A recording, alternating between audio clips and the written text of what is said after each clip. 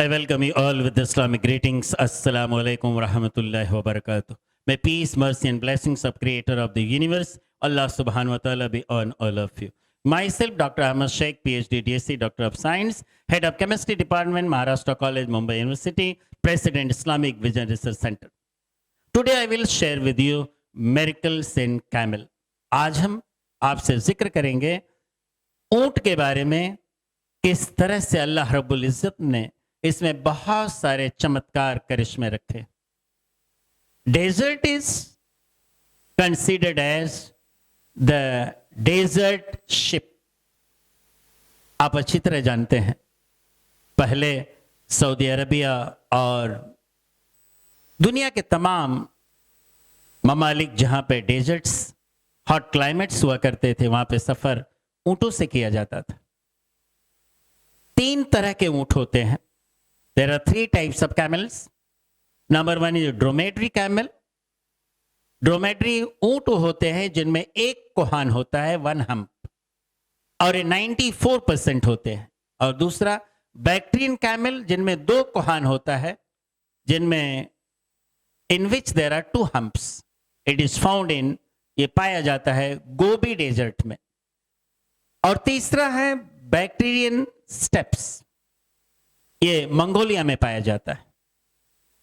चूंकि ये कैमल, ये ऊंट रेगिस्तान में पाया जाता है, इसलिए अल्लाह रब्बुल इज्जत ने इसके जीने का तरीका और पूरा बॉडी सिस्टम ऐसा बना दिया है कि बड़ी आसानी से रेगिस्तान में, गर्म हवा में, गर्म रेत पर आसानी से चल सकता है और रह सकता है.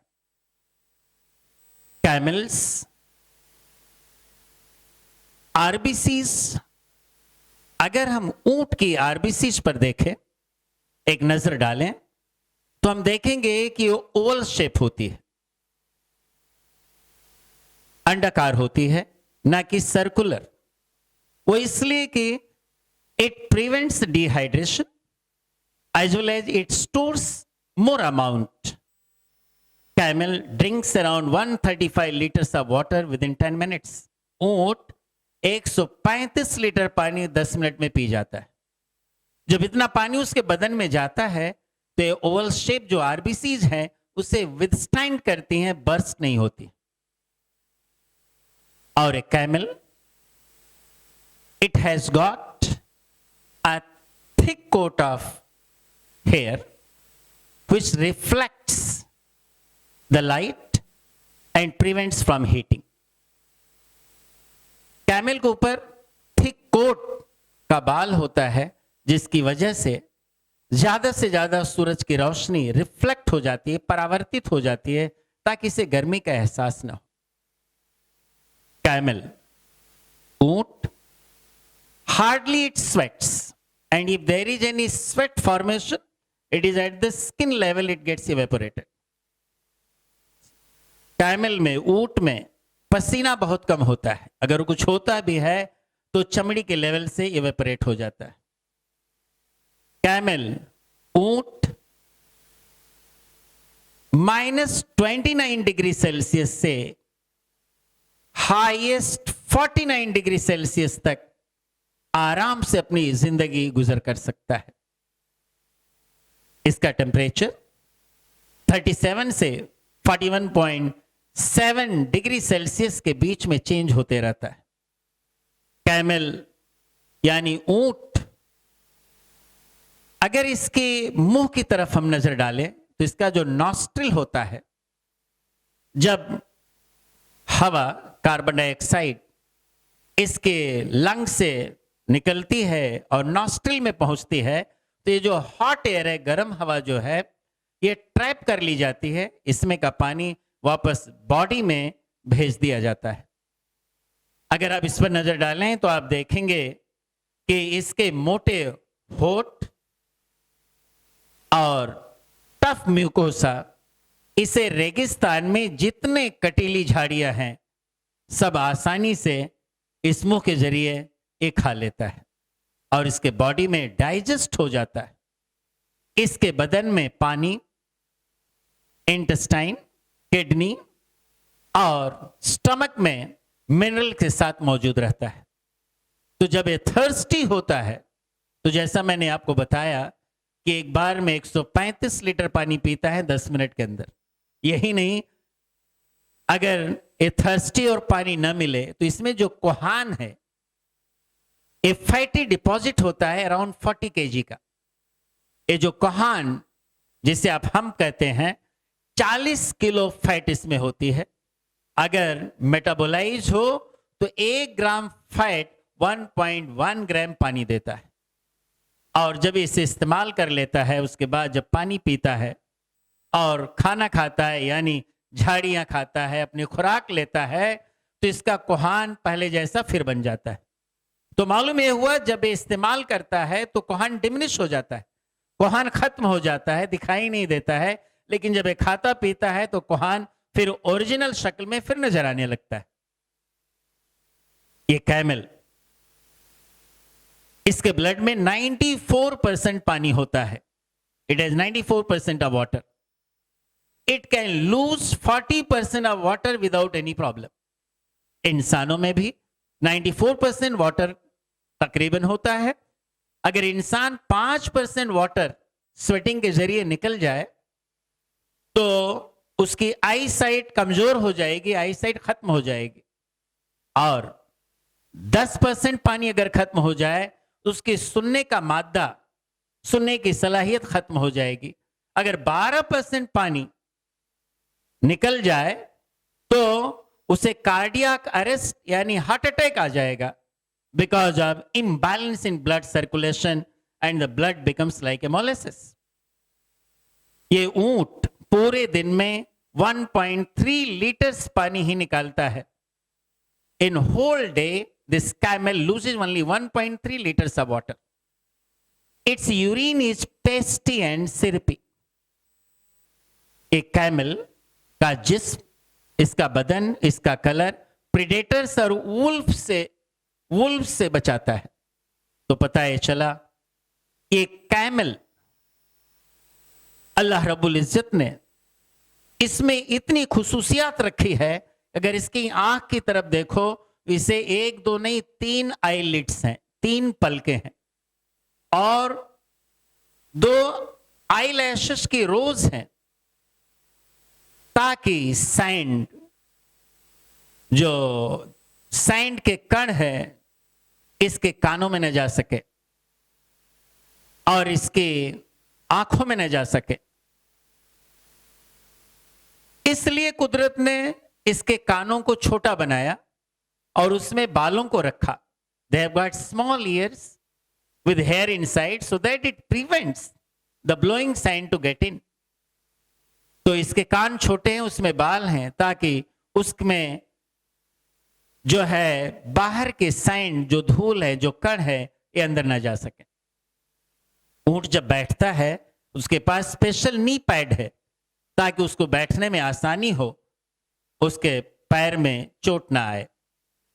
ड्रोमेड्री कैमल्स में पेडेस्टल्स होते हैं ताकि जब वो बैठे तो गर्म रेत उसके बदन को टच न करे और नीचे से ठंडी हवा बहते हुए उसे कूल रखे, उसे ठंडा रखे। ऊंट की तरफ अगर हम नजर डालें तो हम देखेंगे इसका जेनेटिक सिस्टम, इसमें 37 पेयर्स ऑफ क्रोमोसोम्स होते हैं। इसमें जेस्टेशन पीरियड 13 से 14 महीने होते हैं। ये 1.5 साल तक अपने बच्चे को दूध पिलाती है और 2 साल के बाद ये फ्री हो जाता है। और इसका वजन 400 से 600 किलोग्राम होता है और ये 80 साल तक जिंदा रहता है। इसकी उम्र 80 साल है और ये घोड़े की तरह 40 किलोमीटर पर आवर की स्पीड से दौड़ता है और एक दिन में 80 से 120 किलोमीटर अपने ऊपर सवार को लेकर के चलता है। 200 पाउंड वजन तक 20 मील तक का सफर तय कर सकता है। तो ऊंट में एक खुसूसियत, एक खासियत है और ये एक बार में एक बच्चे को पैदा करता है। कभी कभी रेयरली 2 बच्चे नजर आते हैं। और इस ऊंट का मिल्क इस्तेमाल किया जाता है, दूध इस्तेमाल किया जाता है, इसका गोश्त इस्तेमाल किया जाता है, इसके चमड़े इस्तेमाल किए जाते हैं, इसके बाल इस्तेमाल किए जाते हैं, यहां तक कि इसका डंग जो है ये एज ए फ्यूल इस्तेमाल किया जाता है।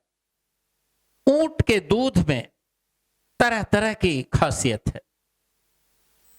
ऊंट के दूध में पता चला कि इसमें अनसैचुरेटेड फैटी एसिड्स और प्रोटीन्स जो है कहीं गाय के दूध से ज्यादा पाया जाता है।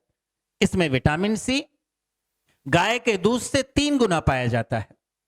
इसमें आयरन गाय के दूध से 10 गुना पाया जाता है। यही नहीं, इसमें sodium, potassium, calcium, magnesium, manganese, iron, copper, zinc दूध के गाय के दूध से कहीं ज्यादा पाया जाता है। और इसके साथ साथ इस ऊंट के दूध का इस्तेमाल इस कुछ देशों में, कुछ कंट्रीज में बच्चों के लिए इस्तेमाल करते हैं to solve the malnutrition problem. तो इस तरह से ऊंट को अल्लाह तबारक व तआला ने तरह तरह की खुसूसियात से नवाजा। ये ऊंट की हाइट अगर आप देखें तो ये 7 फीट तक है और 11 फीट हाइट तक अपने गर्दन को बढ़ा करके ये जो है पत्तों को, दरख्तों को और उनसे अपनी खुराक हासिल कर लेता है। इसके पैर लंबे इसलिए भी हैं ताकि scorching heat of sand doesn't affect its body. इसके पैर इसलिए लंबे रखे गए कि ताकि रेगिस्तान की गर्म हवा, रेगिस्तान का गर्म मौसम और गर्म रेत इसे गर्मी न दे सकें ज्यादा। और ऊंट के बारे में अल्लाह तबारक तआला ने नटशेल बिल्कुल शॉर्ट में ऐलान किया।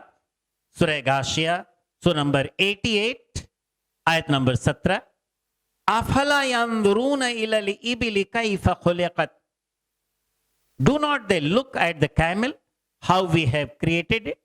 वो ऊंट की तरफ नहीं देखते कि इसको हमने कैसे बनाया। अल्लाह तबारक तआला कुरान पाक में इरशाद फरमा रहा है, सूरा नंबर 16 सूरह नहल आयत नंबर 66, व इन्ना लकुम फिल अनआमि लइब्रह नुस्क़िकुम मिम्मा फी बुतूनि मिन बैनी फरसिन व दमिन लबलन खालिसन Saigal लिश्शारिबीन। Indeed, in animals there is a lesson for you. We give you to drink which is in their bellies, which comes from between the contents of intestine, that is the dung, and the blood, a pure milk good for drinkers. क्या वो जानवर की तरफ नहीं देखते? हमने उनके लिए उसमें निशानी रखी है। हम उन्हें पिलाते हैं, उसमें से जो दूध निकलता है, जो बनता है इंटेस्टाइन के कंटेंट यानी गोबर और खून के कॉम्प्लेक्स रिएक्शन के जरिए सफेद मीठा दूध जो सहल गले से उतरने वाला। अल्लाह तबारक तआला कुरान पाक में इरशाद फरमा रहा है, सूरा नंबर 23 सूरह मोमिनून आयत number 21, in cattle there is a lesson for you, we give you to drink what is in their bellies and there are many benefits and the meat you eat. तुम्हारे लिए निशानी है, जानवरों में हम तुम्हें दूध पीने के लिए देते हैं जो उनके पेट में है, तुम उनसे बहुत सारे फायदे उठाते हो और उनका गोश्त तुम खाते हो। अल्लाह तबारक तआला कुरान पाक में इरशाद फरमा रहा है, सूरा नंबर 36 सूरह यासीन आयत नंबर 71, 72, 73, क्या वो नहीं देखते किस तरह से हमने अपने हाथों से उनके लिए जानवर को बनाया और वो उसके मालिक है। यहां पर हाथ से मुराद अल्लाह की कुदरत कामिला, अल्लाह हाथ से पाक है, जिस्म से पाक है।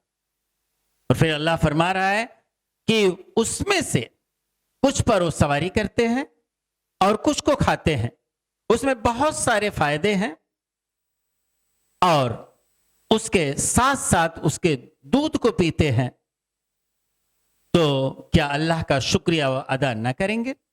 अल्लाह तबारक तआला कुरान पाक में इरशाद फरमा रहा है, सूरह नंबर 43 सूरह ज़ुखरुफ आयत नंबर 12 और 13, Allah has created everything in pair and made for you sheep and cattle for riding.